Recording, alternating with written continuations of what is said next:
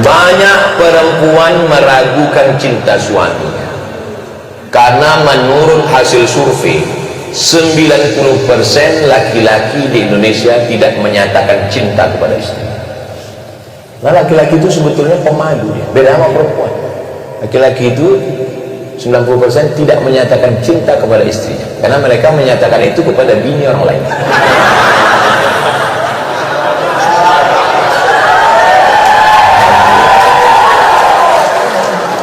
Ada memang jenis laki-laki yang berat dia untuk mengatakan cinta, makanya yang sulit berkomunikasi. Saya termasuk laki-laki yang pemadu.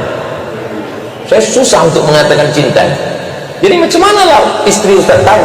Saya kirim WhatsApp, I love you sayang. Tapi kalau untuk mencakapkannya berat sekali. Sebetulnya dia tadi mau berangkat, mau ikut kemari. Cuman kalau dia ada di sini kan payah saya ceramah. Maka saya bilang aku duluan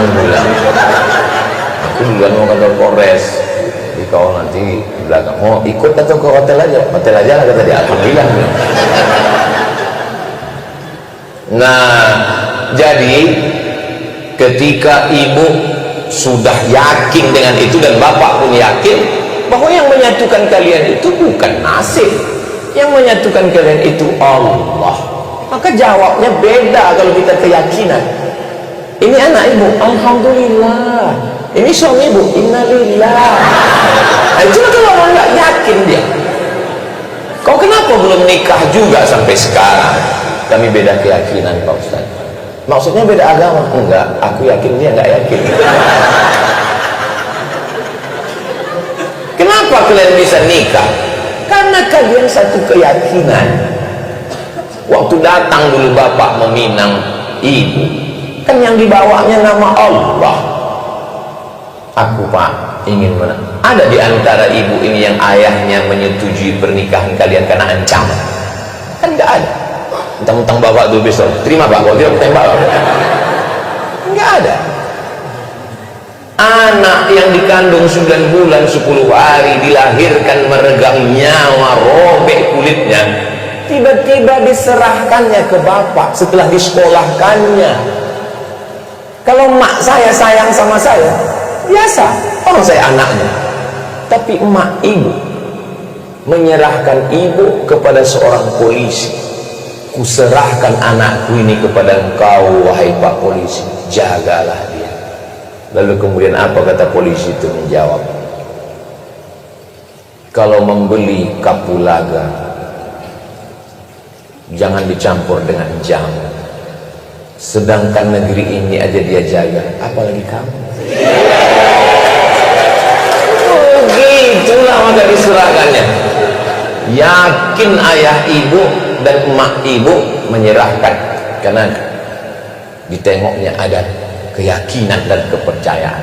Nah, ini modal yang kedua, bahwa seragam suami, artinya suami itu menjadi nikah karena takdir Allah. Ada doa dan cinta seorang istri. Sebetulnya ini bahasa yang halus. Kalau mau di kasar judulnya bisa dirubah, di bawah bayang-bayang bayangkan. Cuman kan gak enak sampai 3 kali ulang. Di bawah bayang-bayang bayangkan. Jadi di balik seragam ini, di situ ada 2. Jangan nggak dirubah nanti judulnya waktu update status. Apa judul ceramah Ustaz Somad tadi? Di bawah bayang-bayang bayangkari. Bapak yang gagah perkasa di tengah jalan mengatur lalu lintas, menangkap penjahat, mengejar pecandu pengedar narkoba. Sesungguhnya di balik seragam yang gagah perkasa itu ada seorang perempuan yang meneteskan air mata di rumah. Di tengah malam dia bermunajat. Saya heran juga tadi, kalau Tuhan pergi ke Makkah jangan lupa makan sayur jamur. Sudah lama saya ceramah, baru inilah ada air mancur. Lama saya sudah ceramah, ada air mancur. Untungnya Pak Kapolres paham. Dijelaskannya, Ustaz Somad, ini udah tanggal 20, panas katanya.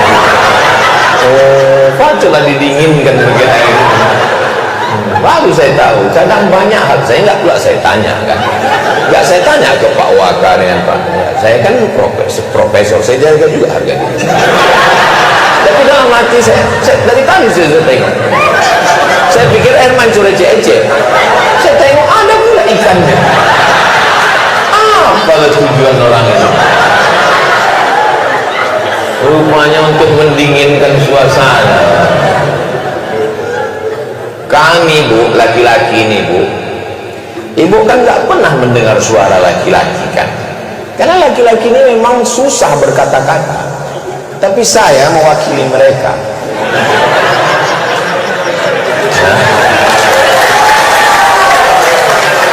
Asal udah tenang ibu di rumah, tenanglah kami di tempat itu. Tapi kalau baru aja kami keluar rumah diiringi dengan inilah tabung gas di mana, ini kucing mana, rumah ini siapa yang kucing aku saja, kusutlah pikiran itu.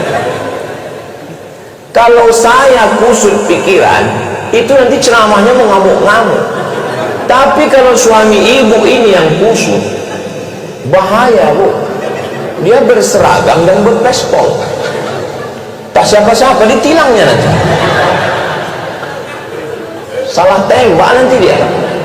Maka sebelum berangkat itu, sepahit apapun ibu di rumah, ibu lepaslah dia.